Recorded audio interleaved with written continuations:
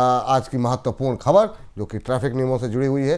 साल में 5 बार, जी हाँ, साल में 5 बार ट्रैफिक नियम तोड़ने पर 3 महीने के लिए ड्राइविंग लाइसेंस पर रोक लग सकती है।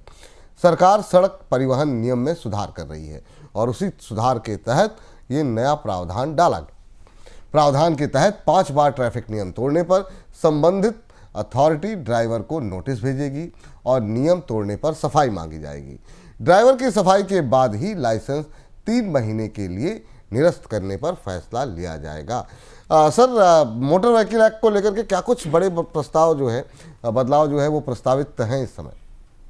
लंबे समय के बाद विपुल जी मोटर व्हीकल एक्ट में इस तरीके के बदलाव हो रहे हैं, जिसमें एक बदलाव आपको बताया ही विपुल जी ने कि 5 बार से ज़्यादा फाइन नियम तोड़ने पर एक नए तरीके की सख्ती की व्यवस्था आ रही है। लेकिन और इसके साथ भी कुछ महत्वपूर्ण बदलाव हैं जो हमें दिख रहे हैं। एक तो जो थर्ड पार्टी इंश्योरेंस को लेकर जो नए नियम हैं उनमें भी बदलाव किया जाएगा, जिससे कि जो व्हीकल का ओनर है उसकी वायलेशन हिस्ट्री को भी ट्रैक किया जाए और थर्ड पार्टी इंश्योरेंस में वो व्यवस्था लगाई दी जाए।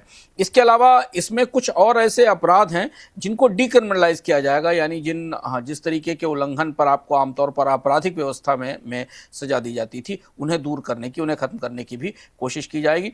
इसके साथ बाजार इस बात का भी इंतजार कर रहा है कि सरकार नए एमिशन के, नए उत्सर्जन के मानक भी लाने वाली है। उस हिसाब से भी मोटर व्हीकल एक्ट में बदलाव होगा। जो ट्रैफिक फाइन्स हैं या बाकी चीज़ें, इनमें कोई बड़े बदलाव की संभावना नहीं दिखाई दे रही।